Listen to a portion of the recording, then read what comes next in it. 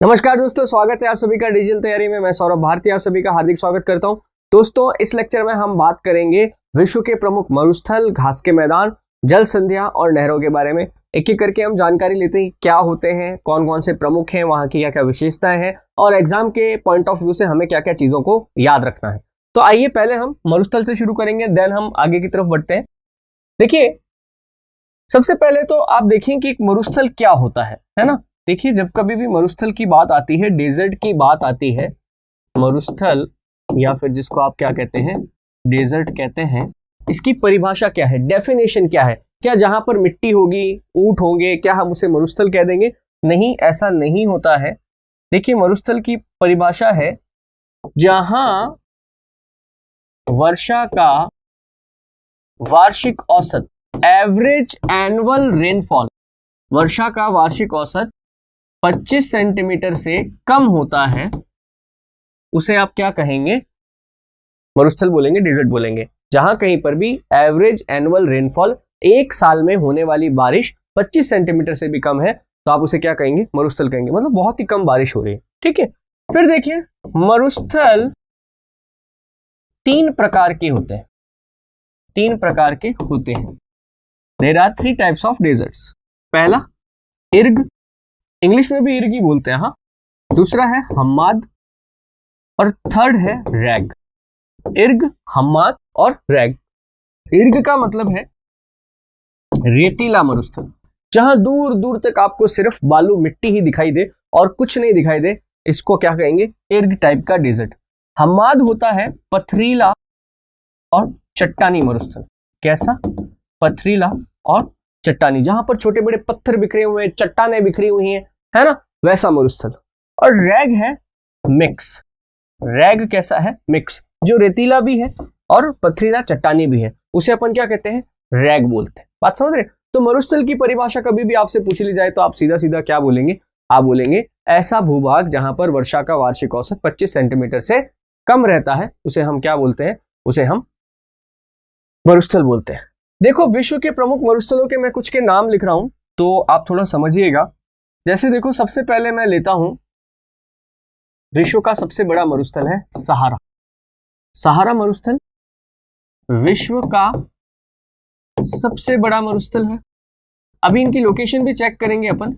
विश्व का सबसे बड़ा मरुस्थल है ना, उत्तरी अफ्रीका में स्थित है। उत्तरी अफ्रीका में स्थित है। अफ्रीका देश है, अफ्रीका महाद्वीप है ना, उसके उत्तर में फैला हुआ है। ठीक है, यहां बद्दू जनजाति निवास करती है। एक बड़ी फेमस जनजाति है जो इस इतने, जिसको बोले ना, निर्जन और कठिन मरुस्थल के अंदर भी निवास करती है। तो एक जनजाति का नाम है बद्दू, वो यहाँ निवास करती है। इसका विस्तार अफ्रीका के छोटे बड़े 13 देशों में, बात समझ रहे हैं, 13 देशों में है। अभी मैं आपको इसकी लोकेशन भी बता दूंगा कहां पर है, फिलहाल आप इसको ध्यान रखें। यहीं पर एक और मरुस्थल का नाम मैं ले रहा हूं, वो है कालाहारी मरुस्थल। ठीक है, कालाहारी मरुस्थल जो है ये दक्षिण अफ्रीका और बोत्सवाना देशों में फैला हुआ है। बोत्सवाना देशों में फैला हुआ है। यहां पर आपको एक जनजाति मिलेगी, बुशमैन, बड़ी फेमस है बुशमैन। और एक जनजाति है खोई जनजातियां यहां निवास करती है। कालाहारी के पास में ही एक और मरुस्थल है, नामीब का मरुस्थल। नामीब का मरुस्थल जो है ये नामीबिया और बोत्सवाना देशों में, कहा? नामीबिया और बोत्सवाना देशों में। और एक मरुस्थल में थोड़ा सा यहां लिख रहा हूं, थोड़ा आप समझ जाइएगा। इस मरुस्थल का नाम है नूबियन मरुस्थल। क्या मरुस्थल है? नूबियन मरुस्थल, है ना। ये जो मिस्र देश का नाम सुना होगा आपने, इजिप्ट, मिस्र के पिरामिड, मिस्र देश का जो मरुस्थल है उसको किस नाम से जाना जाता है? नूबियन मरुस्थल के नाम से जाना जाता है। तो देखिए, मैं एग्जैक्टली आपको क्या बताना चाह रहा हूं, ये चारों मरुस्थल जो है, सहारा, कालाहारी, नामीब, नूबियन, ये सारे ही कौन से महाद्वीप के मरुस्थल है? अफ्रीका महाद्वीप के मरुस्थल है। ये मैंने आपको चारों कौन से का बताए? अफ्रीका महाद्वीप के बताए। आइए मैं इनकी लोकेशन आपको थोड़ा सा बता देता हूं। देखिए, थोड़ा फ्री मैप लेते हैं। अब तो आप अफ्रीका महाद्वीप को समझ गए हैं, है ना? तो अफ्रीका महाद्वीप में आप देखें तो ये जो पूरा पार्ट है, ये यहाँ पर, ये ऑलमोस्ट, ये थोड़ा ऊपर भी लेना पड़ेगा। ये जो पूरा पार्ट आप देख पा रहे हैं ना, ये सब सहारा मरुस्थल का ही पार्ट है, ठीक है। इसमें मैंने आपको, ये सहारा मरुस्थल है, ओके।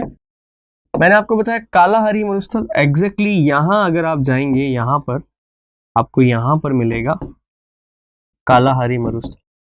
कालाहारी से थोड़ा सा ही दूर आपको यहाँ पर एक मिलेगा नामीब का मरुस्थल, और यहाँ मिस्र के अंदर, यहाँ एग्जैक्टली ये वाला जो पोर्शन है, ये है नूबियन डेजर्ट। इसका नाम क्या है? नूबियन डेजर्ट, ठीक है। थोड़ा नीचे लिख देता हूं मैं।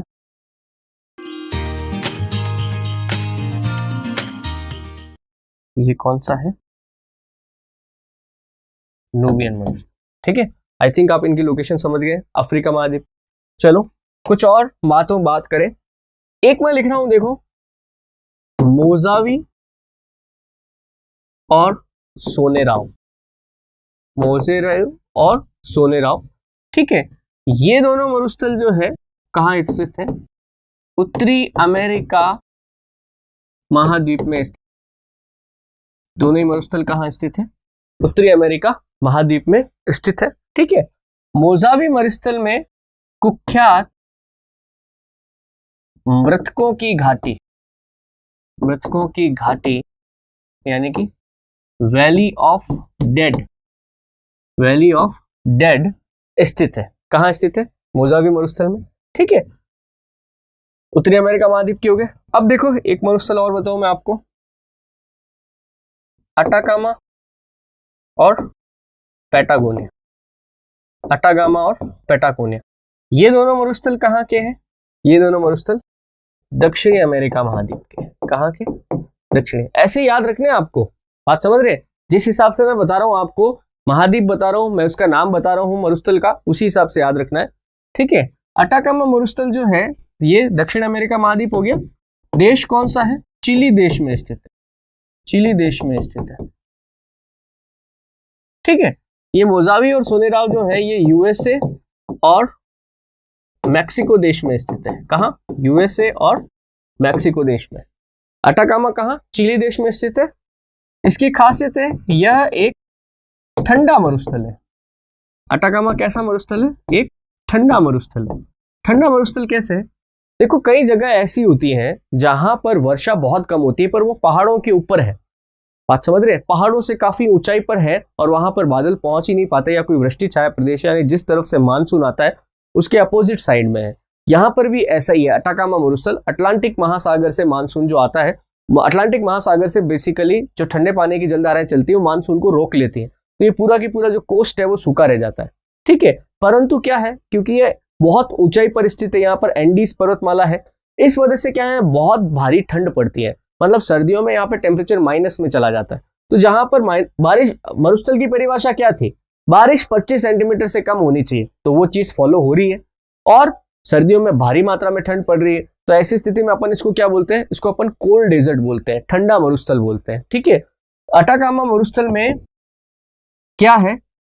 यहां नाइट्रेट के भंडार है। नाइट्रेट के भंडार है। यहां क्या है? नाइट्रेट के भंडार है। बात समझ रहे? नाइट्रेट यहां पर बड़ी मात्रा में पाया जाता है, याद रखना आप इसको। नाइट्रेट का काम आता है, विस्फोटक बनाने में काम आता है, मतलब बारूद वगैरह बनाने में काम आता है। ये हमारा जो फर्टिलाइजर्स होते हैं उनको बनाने में काम आता है। पैटागोनिया जो है ये अर्जेंटीना देश में स्थित है।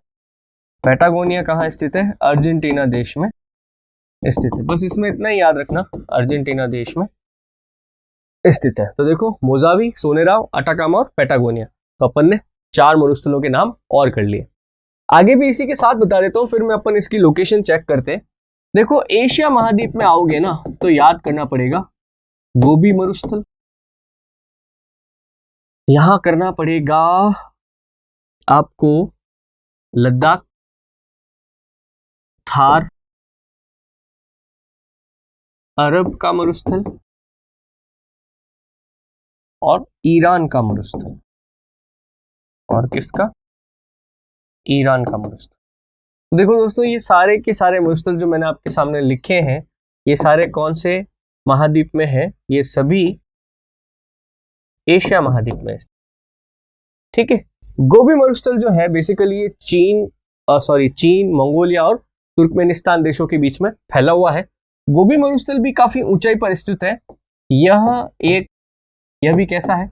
एक ठंडा मरुस्थल। यह भी एक ठंडा मरुस्थल है। जैसे अटाकामा मरुस्थल था ना, वैसे ये भी एक ठंडा मरुस्थल है। विश्व में सबसे ऊंचाई पर स्थित मरुस्थल कौन सा है? गोबी का मरुस्थल। कोई एक देश में नहीं है, लद्दाख मरुस्थल जो है, देखो ये भारत और चीन के मध्य फैला हुआ है। यह भी एक ठंडा मरुस्थल है। यह भी एक कैसा है? ठंडा मरुस्थल। लद्दाख तो आप समझ ही जाएंगे, है ना। तो लद्दाख में भी बारिश नहीं होती है, परंतु काफी ऊंचाई पर है, तो वो भी हमारा एक क्या है? ठंडा मरुस्थल है। थार मरुस्थल तो अपन जानते ही हैं, भारत और पाकिस्तान के बीच में फैला हुआ है। इसे महान भारतीय मरुस्थल भी कहा जाता है। इसे क्या कहा जाता है? महान भारतीय मरुस्थल भी कहा जाता है। ठीक है। अरब का मरुस्थल, ठीक है, अरब का मरुस्थल जो है ये अरब प्रायद्वीप है, अरेबियन पेनिनसुला है। अरब प्रायद्वीप जो है, देखो इस पर सऊदी अरब है, यमन है, कुवैत है, यूएई है, जिसमें दुबई, शारजाह वगैरह शामिल है। यहाँ सबका जो मरुस्थल फैला हुआ है, इसे संयुक्त रूप से क्या कहते हैं? अरब का मरुस्थल कहते हैं। ईरान देश का जो मरुस्थल है, उसे किस मरुस्थल के नाम से जाना जाता है? ईरान का मरुस्थल। तो देखो ये कुछ प्रमुख मरुस्थल हैं, ये सारे के सारे कहां पर है? एशिया महाद्वीप में स्थित है। आगे देखिए, एक फैक्ट याद रखेंगे, यूरोप महाद्वीप में एक भी मरुस्थल नहीं है। यूरोप महाद्वीप में एक भी मरुस्थल नहीं, ध्यान रखना, अच्छा फैक्ट। तो अब अपने पास एक ही बच गया, कौन सा? ऑस्ट्रेलिया महाद्वीप। तो ऑस्ट्रेलिया महाद्वीप के अंदर 3 बड़े मरुस्थल हैं। एक तो है ग्रेट सैंडी, गिब्सन और ग्रेट विक्टोरिया। ये मरुस्थल आपको कहाँ मिलेंगे? ये तीनों मरुस्थल मिलेंगे ऑस्ट्रेलिया में। ठीक है। तो मैं आपको एक बार मैप के अंदर ये सारे मरुस्थल एक बार रिवाइज करवा देता हूं, ताकि थोड़ा आसान हो जाए आपको। जैसे सबसे पहले मैंने आपसे कहा मोजावी और सोनेराव। देखिए यहाँ पर एग्जैक्टली कैलिफोर्निया प्रांत है मोजावी, और यहाँ जस्ट नीचे यूएसए और मैक्सिको के बॉर्डर पर मोजावी और सोनेराव। कौन सा? सोनेराव। ठीक है। ऐसे कैसे? यहाँ पर है, ये जो आपको दिख रहा है ना, ये चिली देश है। यहाँ पर आपको मिलेगा यहाँ पर आपको मिलेगा अटाकामा मरुस्थल, और यहाँ पर अर्जेंटीना के दक्षिण में यहाँ आपको मिलेगा पैटागोनिया। यहाँ का मिलेगा आपको पैटागोनिया मरुस्थल। यूरोप महाद्वीप में कोई मरुस्थल नहीं है। गोबी का मरुस्थल एग्जैक्टली यहाँ पर चीन और मंगोलिया देश है। यहाँ पर आपको मिलेगा पामीर के पठार के ऊपर मिलेगा गोबी का मरुस्थल। ठीक है। भारत और चीन के बीच में आपको यहाँ पर मिलेगा लद्दाख का मरुस्थल। यहाँ एग्जैक्टली आपको मिलेगा भारत और पाकिस्तान के बीच में थार का मरुस्थल, है ना। ये आप जो प्रायद्वीप देख पा रहे हैं, ये बाहर निकला हुआ जो है, ये पूरा ये है अरब का मरुस्थल। और यहाँ बीच में अगर आप आओगे, यहाँ पहले इराक आएगा, फिर एक देश आएगा ईरान, तो वहां पे आपको क्या मिलेगा? ईरान का मरुस्थल। ठीक है। ऑस्ट्रेलिया वाला जो महाद्वीप है, ऑस्ट्रेलिया के सारे मरुस्थल जो है ना, इस वाले पार्ट में है। यहाँ पर ऑस्ट्रेलिया की ये सारे मरुस्थल यहाँ पश्चिम में स्थित है। इसलिए यहाँ पे ऑस्ट्रेलिया के, मैंने आपको शायद बताया भी था कि ऑस्ट्रेलिया की सारी आबादी, 90% आबादी, मात्र ये 10% इस कोस्ट के ऊपर रहती है बस। बाकी ये पूरा महाद्वीप खाली पड़ा है, क्योंकि यहाँ पे बड़े बड़े मरुस्थल है। प्यासी धरती का देश कहलाता है ऑस्ट्रेलिया। ठीक है। तो दोस्तों, ये हमने बात करी किसकी? विश्व के प्रमुख मरुस्थलों के बारे में, है ना। तो इसमें जैसा मैंने बताया वैसे याद रखना, चीजें बहुत सारी हो सकती है, ठीक है, बट अपने एग्जाम के पॉइंट ऑफ व्यू से मैं उसी के पैटर्न पे चल रहा हूं, एग्जाम के हिसाब से आपके लिए क्या काम का है मैं उसी हिसाब से चल रहा हूं, तो आप उसकी चिंता मत कीजिएगा, ठीक है। तो देखिए अब जो हम बात करने वाले हैं वो हम बात करेंगे विश्व के प्रमुख जो घास के मैदान है। विश्व के प्रमुख घास के मैदान कौन कौन से हैं, तो आइए शुरू करते हैं विश्व के प्रमुख घास के मैदान।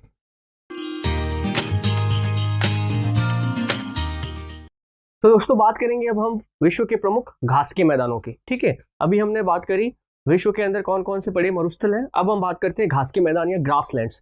तो देखो ये घास के मैदान या ग्रासलैंड क्या है, पहले थोड़ा सा इनके बारे में बात करें। घास के मैदान या इनको सिंपली अपन बोलते हैं ग्रासलैंड, ठीक है। ग्रासलैंड का मतलब क्या होता है, देखो क्या होता है कि आपका ये जो भूमध्य रेखा के आसपास वाला जो इलाका है ना, ठीक है, यहाँ पर साल भर गर्मी पड़ती है तो बारिशें खूब होती हैं। तो कई स्थानों पर क्या है कि यहाँ पर तापमान भी जो है मैक्सिमम 32 डिग्री और मिनिमम 21 डिग्री सेल्सियस जाता है। तो इस वजह से क्या है कि यहाँ पर आपको साल भर अच्छी बारिश, और बारिश के कारण यहाँ पर आपको वेजिटेशन मिलेगा, वनस्पति मिलेगी, ठीक है। और ये बिल्कुल एकदम फ्लैट, लंबे कई सैकड़ों किलोमीटर तक एकदम फ्लैट मैदान है, प्लेन्स है, जिनके ऊपर ये वेजिटेशन उगा हुआ है, इसीलिए हम इनको घास के मैदानों के नाम से संबोधित करते हैं।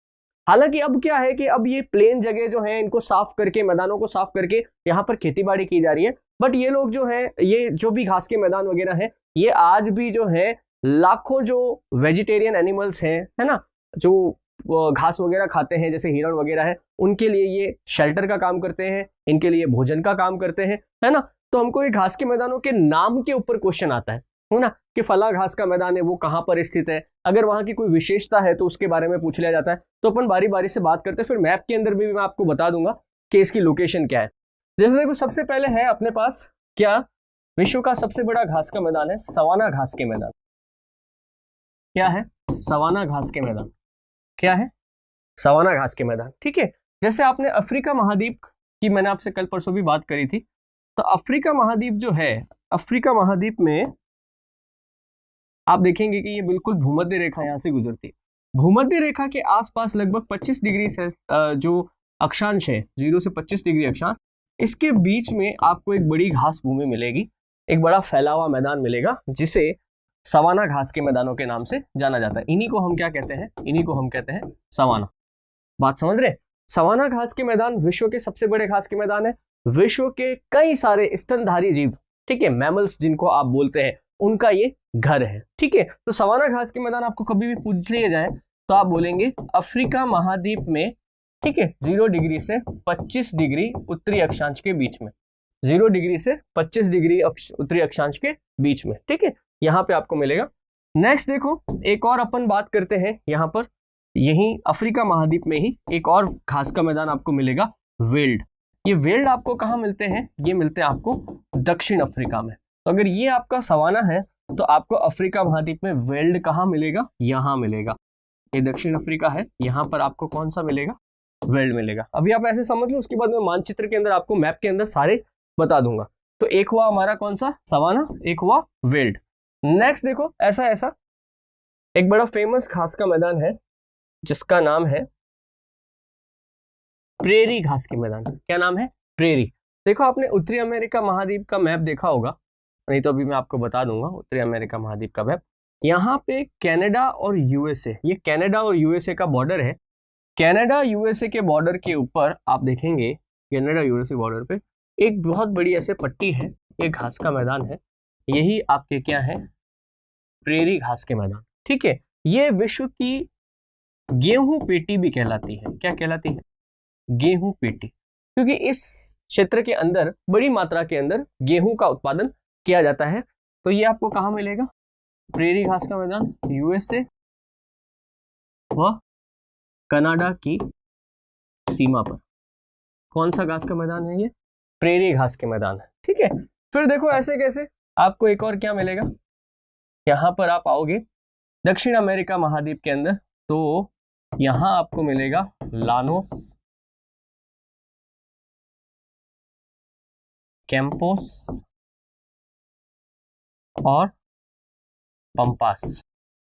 लानोस, कैंपोस और पंपास। देखो ये कहाँ पर है, देखो दक्षिण अमेरिका महाद्वीप कुछ इस तरीके से है? यहाँ पर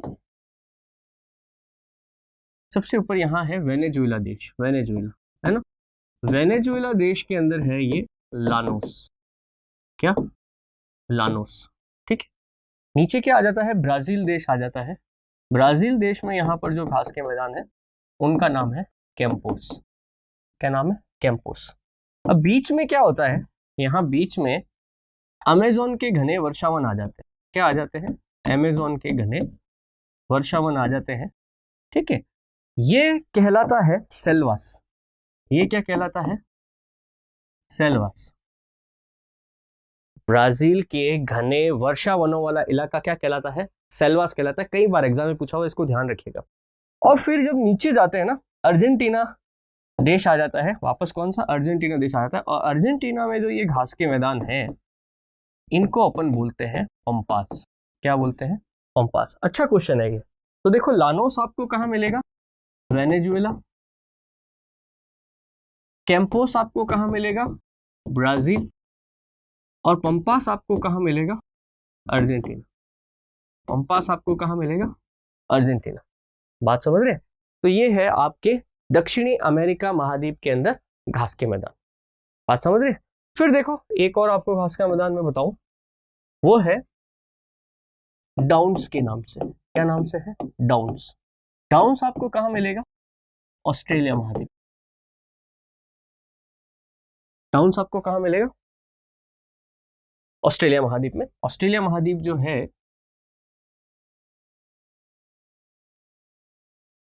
वहां पर जो घास के मैदान आपको पाए जाते हैं, यहाँ पर इन्हीं को अपन क्या कहते हैं, इन्हीं को अपन कहते हैं डाउन्स, ठीक है। तो ऑस्ट्रेलिया के अंदर जो घास के मैदान स्थित है उनको अपन ने क्या नाम दे दिया, डाउन्स, ठीक है। ऐसे कैसे, देखो आपको एक घास का मैदान मिलेगा गुस्ताज के नाम से। गुस्ताज घास के मैदानों का नाम कहां पर है, हंगरी। हंगरी यूरोपियन कंट्री है, वहां पर इनका नाम क्या है, गुस्ताज के नाम से इन घास के मैदानों को जाना जाता है। तो देखिए ये कौन सा था, गुस्ताज, कहां पर, हंगरी में। ऐसे कैसे, देखो आपको यूरोप के अंदर एक और मिलेगा जिसको कहा जाता है स्टेपीज।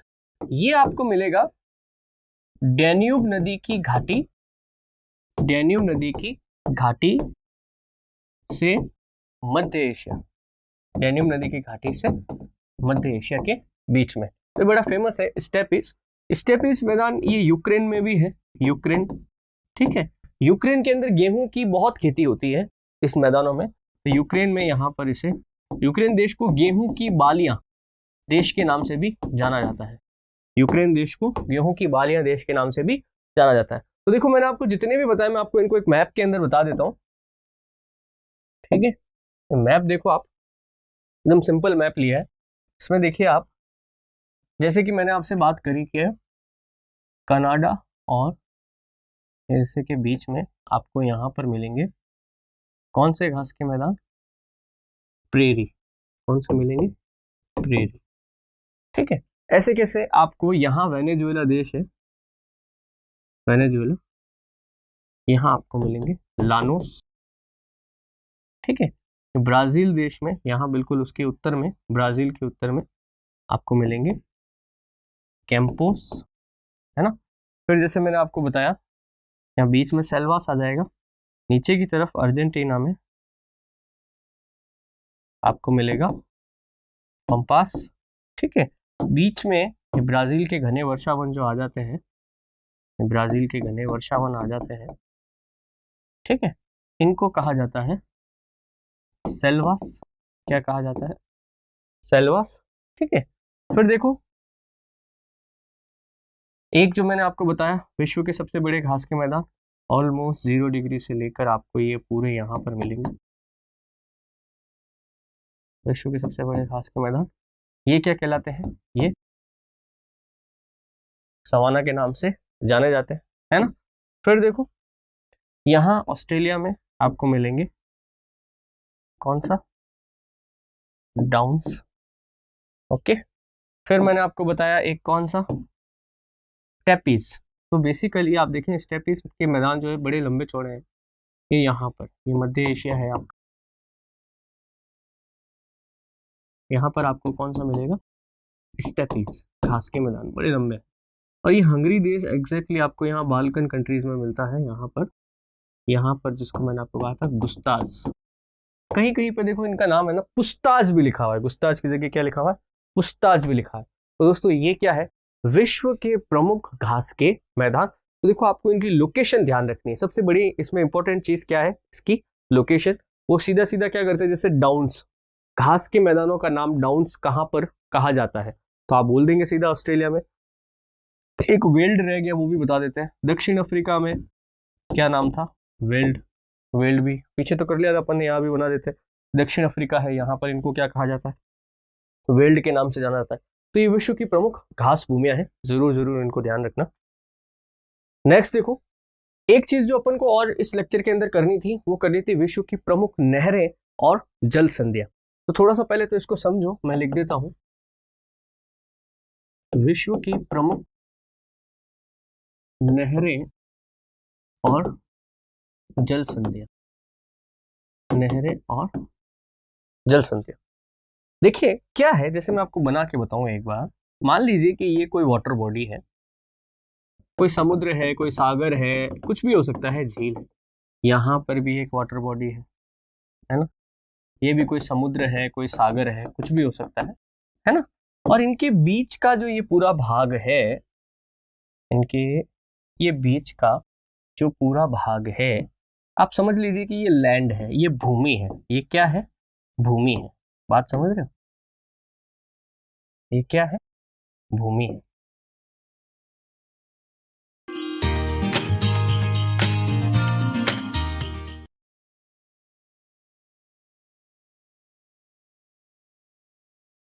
ठीक है। अब क्या होता है कि इनके बीच में कोई जल संधि या नहर वगैरह कोई है, वो अपन किसको कहेंगे? मान लीजिए कि इसके बिल्कुल बीचों बीच में से, क्या बिल्कुल बीचों बीच में से कोई एक आने जाने का एक कोई रास्ता बन जाता है, कुछ इस तरीके। बात समझ रहे? ये ठीक है। तो इन दो जल स्रोतों को जोड़ने वाला जो ये लिंक है ना, ये बीच वाला, अगर ये मनुष्यों ने बनाया है, मानव निर्मित है, आर्टिफिशियल है, तो अपन इसको क्या बोलेंगे? नहर। नहर का क्या मतलब है? कैनाल। क्या बोलते हैं? कैनाल। और अगर ये कैसा है? प्राकृतिक है, नेचुरली फॉर्म्ड है, पहले से ही यहां पर था, तो इसे अपन बोलते हैं जल संधि या स्ट्रेट। क्या बोलते हैं? स्ट्रेट। जल संधि या स्ट्रेट। तो टेक्निकली एक जल संधि या एक नहर क्या करती है? ये भूमि के दो टुकड़ों को तो अलग करती है।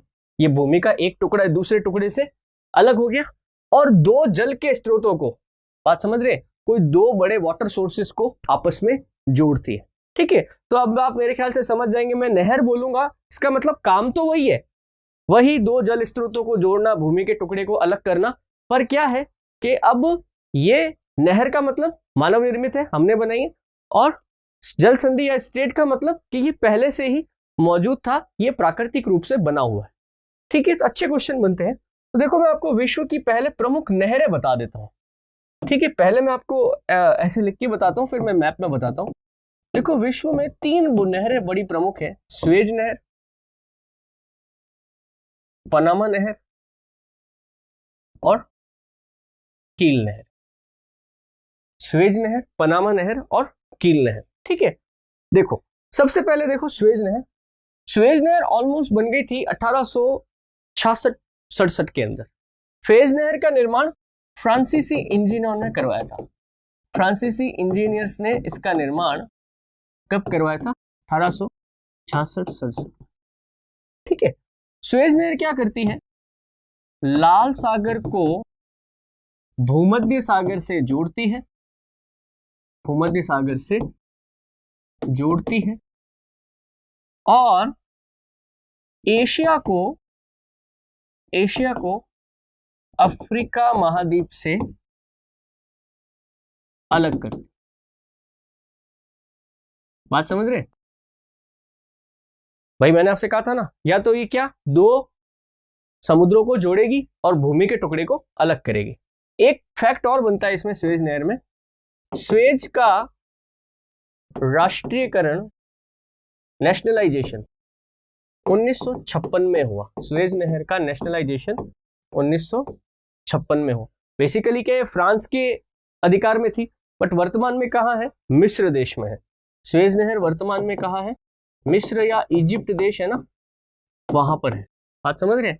तो 1956 में वहां के राष्ट्रपति थे मोहम्मद नासिर, और उन्होंने स्वेज नहर को अपने देश की संपत्ति घोषित किया। इसे ही नेशनलाइजेशन या क्या बोलते हैं इसको, राष्ट्रीयकरण कहा जाता है। स्वेज नहर की लंबाई देखो थोड़ा अलग अलग लिखा हुआ है। कई जगहों पर स्वेज नहर की लेंथ जो है वो 167, कहीं पर 164, और रिसेंटली अभी मैं कहीं देख रहा था तो उन्होंने तो 192 बता दी थी। बात समझ, जो अपनी ट्रेडिशनल बुक्स चल रही है उसमें आपको 167 और 164 किलोमीटर की लेंथ मिलेगी, और जो आप गूगल वगैरह करेंगे या जाएंगे तो उसमें 190 किलोमीटर की वो आजकल बता रहे हैं। ठीक है, हो सकता है कि कुछ नया निर्माण कार्य हुआ हो, इस वजह से लेंथ के अंदर चेंजेस आ रहे हैं। हालांकि लेंथ कभी पूछी नहीं गई है। ये राष्ट्रीयकरण वाला कई बार पूछा हुआ है, स्वेज नहर का राष्ट्रीयकरण कब हुआ, ये किन दो सागरों को जोड़ती है, कई बार पूछा गया है, कौन से महाद्वीपों को अलग करती है, ये भी पूछा गया है ना। तो ये कौन सी हुई, स्वेज नहर। ऐसे कैसे आप देखिए, पनामा नहर, पनामा नहर क्या करती है, पहले तो ये जोड़ती किसको है, ये अटलांटिक महासागर को प्रशांत महासागर से जोड़ती, अटलांटिक और प्रशांत महासागर को जोड़ती है। तो अलग किसको करती है, ये उत्तरी अमेरिका को दक्षिणी अमेरिका से अलग करती। ठीक है, इसका जो निर्माण कार्य हुआ, संपन्न हुआ, वो 1914 में संपन्न हुआ। अमेरिकी इंजीनियर्स द्वारा इसका निर्माण करवाया गया था, है ना। अभी मैं आपको इसकी लोकेशन बताऊंगा तो आप और समझ जाएंगे। थोड़ा कील नहर को भी देख ली। कील नहर क्या करती है, वो जर्मनी को जूटलैंड से अलग करती है। जूटलैंड है एक, मैं अभी बताऊंगा आपको, जूटलैंड से अलग करती है और उत्तर सागर को बाल्टिक सागर से जोड़ती है, बाल्टिक सागर से जोड़ती। एक बार मेरे ख्याल से मुझे आपको ये सागर वगैरह भी बता देने चाहिए तो थोड़ा आपको होगा। तो एक बार वापस से नजर डाल लीजिए, स्वेज नहर लाल सागर भूमध्य सागर, पनामा नहर अटलांटिक और प्रशांत महासागर, और कील नहर उत्तर सागर और बाल्टिक सागर। एक बार अपन थोड़ा मैप लेते हैं और एक बार ढंग से वापस इसको पढ़ते हैं ताकि और अच्छे से समझ में आए अपन को। ये मैप ठीक रहेगा, थोड़ा पॉलिटिकल मैप है, थोड़ा जूम कर लिया जाए इसे। देखिए सबसे पहले आप देखें तो यहाँ पर मैं आपको बताता हूँ स्वेज नहर। आप अगर ये पार्ट देख पा रहे हैं, ये वाला, ये पूरा, तो दोस्तों ये है लाल सागर, रेड सी। इसका नाम क्या है, लाल सागर या रेड सी।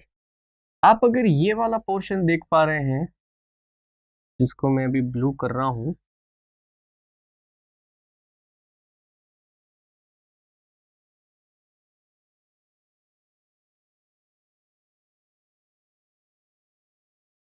ये वाला, ये है आपका भूमध्य सागर या मेडिटेरेनियन सी। ये कौन सा है, भूमध्य सागर या मेडिटेरेनियन सी। बात समझ रहे, इन दोनों को कनेक्ट करने वाला, ये इन दोनों को कनेक्ट करने वाला स्टेट, ये बीच में कनेक्टेड नहीं है पर इनको ये इजिप्ट की भूमि तोड़ के कनेक्ट किया गया है।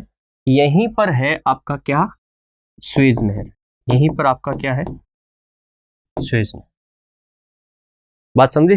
तो लाल सागर को भूमध्य सागर से जोड़ती, ये आपका अफ्रीका महाद्वीप है, इस तरफ आपका एशिया महाद्वीप है। तो आप देखें ये अफ्रीका को एशिया महाद्वीप से अलग कर रहा है। अब देखो मैंने दूसरी बताई आपको पनामा नहर, तो आप देखें ये आपका जो पूरा आपको ये एस आकार का दिख रहा है, ये पूरा ये है अटलांटिक ओशन, और इस तरफ जो है ये है प्रशांत महासागर। बात समझ रहे। तो देखिए ये उत्तरी अमेरिका है, ये है उत्तरी अमेरिका, ये है दक्षिणी अमेरिका। उत्तरी और दक्षिणी अमेरिका को जो अलग करता है वो है पनामा नहर। यहाँ पे एग्जैक्टली एक पनामा नाम का देश है, उस देश को काट के ये पनामा नहर बनाई गई। तो एग्जैक्टली यहाँ पर है आपकी पनामा नहर। एक और बात याद रखेंगे, ऐसी कौन सी नहर है जो लॉक एंड गेट सिस्टम पर आधारित है? तो आप याद रखेंगे कि पनामा नहर जो है वो लॉक एंड गेट सिस्टम पर आधारित है। इसमें क्या होता है, इसमें क्या होता है कि ऐसे नाव जब समुद्र से इस नहर के अंदर एंटर करती है तो बकायदा पानी भर भर कर उसको और ऊपर ऊपर ऊपर ऐसे एक बाय स्टेप जो है ऊपर पहुंचाया जाता है। ठीक है, इसे लॉक एंड गेट सिस्टम कहा जाता है।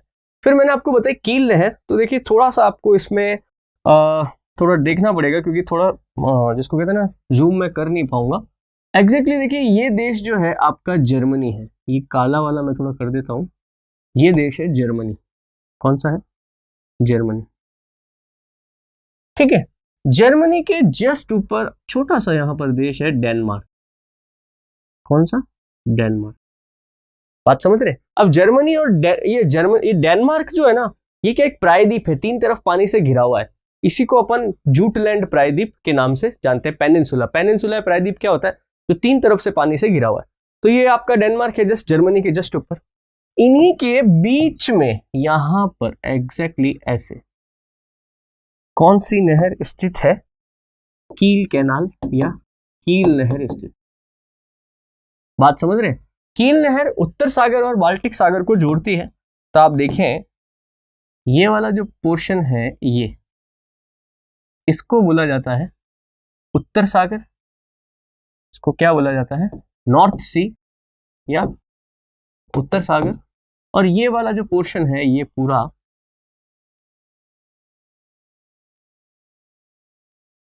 इसको बोला जाता है बाल्टिक सागर। इसको क्या बोला जाता है? बाल्टिक सागर। तो उत्तर सागर को बाल्टिक सागर से जोड़ने का काम कौन कर रही है? कील कैनाल कर रही है। तो मेरे ख्याल से आपको समझ में आ गई होंगी। तीन बड़ी महत्वपूर्ण नहरें हैं अपने पास। पहली नहर ये है, कौन सी? स्वेज नहर। दूसरी नहर यहां पर आपको मिलेगी पनामा नहर। और तीसरी नहर आपको यहां पर मिलेगी कील नहर। ठीक है, तो तीन नहरों के बारे में मैंने आपको बताया। इनसे संबंधित जो ये लाल सागर, भूमध्य सागर जिस जिसको कनेक्ट कर रही है ना, वो जरूर याद रखना। और कौन सी भूमि को अलग कर रही है वो भी ध्यान रखना। तो ये तो क्या हुई नहरें जो मनुष्य ने बनाई है, अपने हाथों से बनाई है। प्राकृतिक रूप से अगर बात करें अपन तो कौन कौन सी जल संधियां हैं? देखो मैं पहले मैप में बता देता हूं आपको, फिर मैं आपको उनको लिख के बता दूंगा कि कौन कौन सी जल संधियों की हम बात करने वाले हैं। तो एक मैप नया ही ले लेता हूं मैं। ओके, देखो सबसे पहले जल संधियों के अंदर मैं जिसकी बात करूंगा वो है जिब्राल्टर। सबसे पहले कौन है? जिब्राल्टर। ठीक है, देखिए ये है अफ्रीका महाद्वीप, यहाँ पे आपको दिख रहा होगा।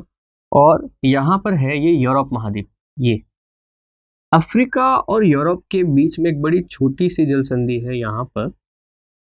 यही कौन सी है? जिब्राल्टर। यही कौन सी है? जिब्राल्टर जल संधि।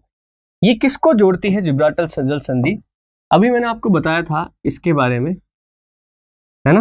अभी हमने बात करी थी कि ये क्या है। अभी हमने बात करी थी ये हमारा भूमध्य सागर है ना। और ये हमारा अटलांटिक ओशियन है। ये हमारा क्या है?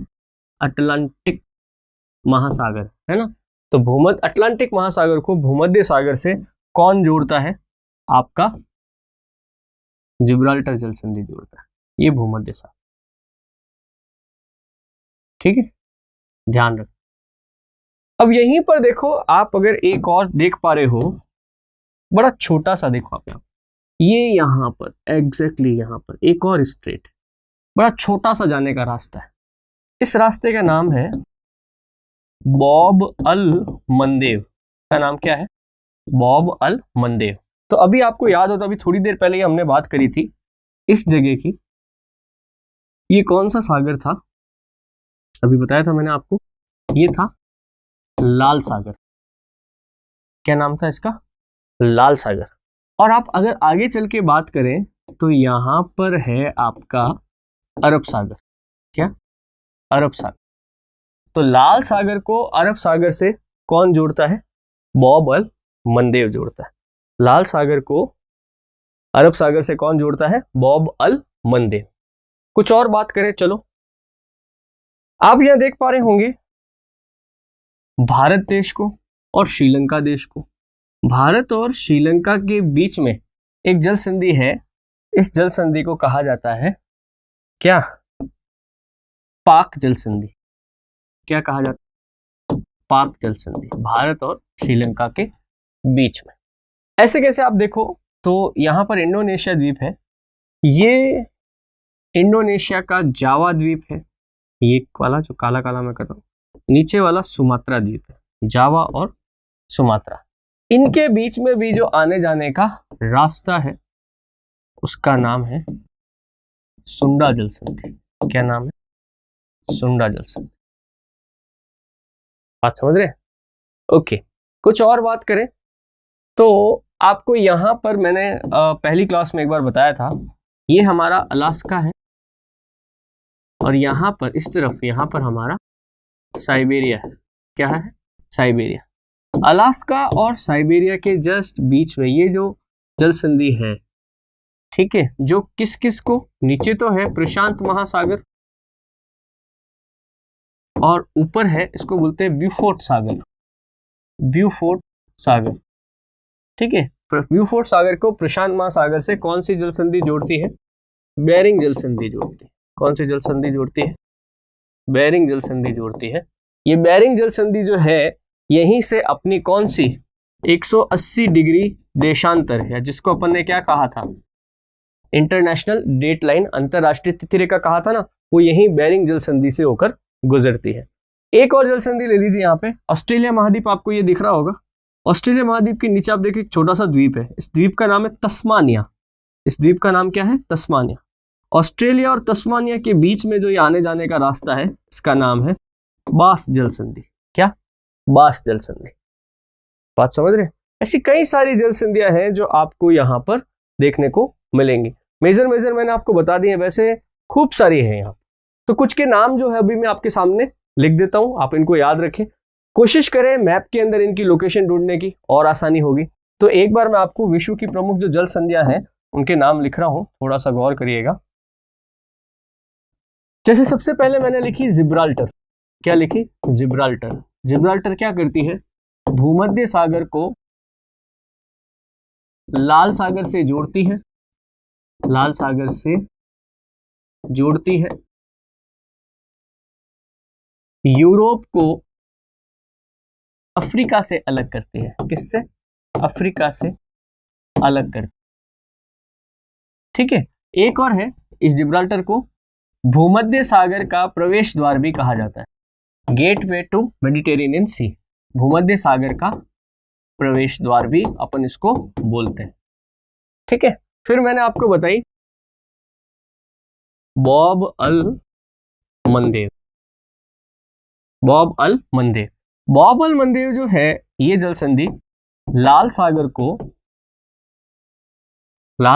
को अरब सागर से जोड़ती है। अरब सागर से जोड़ती है और एशिया और अफ्रीका को अलग करती है। एशिया और अफ्रीका को अलग करती है। फिर मैंने आपको बताई पाक जल संधि। पाक जल संधि भारत और श्रीलंका को अलग करती है।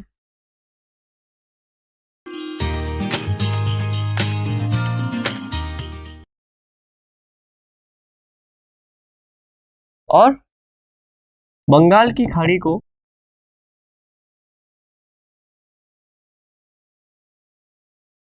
को अरब सागर से जोड़ती है। अरब सागर से जोड़ती, ये भी बताई थी मैंने आपको। फिर देखो एक और मैंने लिखी थी आपके लिए, जिसका नाम था सुंडा जल संधि। ये जावा को सुमात्रा द्वीप से अलग करती है और दक्षिणी चीन सागर को अरब सागर से जोड़ती है। अरब सागर से जोड़। बात समझ रहे हैं? ऐसे कैसे, यहाँ पे एक और स्टेट है उसका भी नाम ले लेते हैं अपन, मलक्का जल संधि। उसका नाम क्या है? मलक्का। मलक्का क्या करती है? मलेशिया को इंडोनेशिया से अलग करती है। इंडोनेशिया का मतलब यहाँ पे जावा द्वीप है। मलेशिया को किससे? इंडोनेशिया से अलग करती है और जावा सागर को अंडमान सागर से जोड़ती है। जावा सागर, अंडमान सागर, जावा सागर दक्षिणी चीन सागर का भाग है, जबकि अंडमान सागर जो है ये हिंद महासागर का भाग है। बात समझ रहे हैं? ऐसा भी कह सकते हैं। बड़ी इंपॉर्टेंट है मलक्का स्टेट चीन के लिए, यहीं से चीन का अधिकांश माल जो है वो आगे जाता है। एक मैंने आपको बताई बास जल संधि, ये क्या करती है? ऑस्ट्रेलिया का ही एक द्वीप है तस्मानिया, तस्मानिया को ऑस्ट्रेलिया से अलग करती है, ऑस्ट्रेलिया से अलग करती है। और एक मैंने आपको बताई अभी बेरिंग जल संधि, अलास्का को साइबेरिया से अलग करती है, अलास्का को साइबेरिया से अलग करती है। यहीं से अपना 180 डिग्री देशांतर गुजरता है, यहीं से अपना क्या गुजरता है? 180 डिग्री देशांतर गुजरता है। और ये कौन से दो सागर?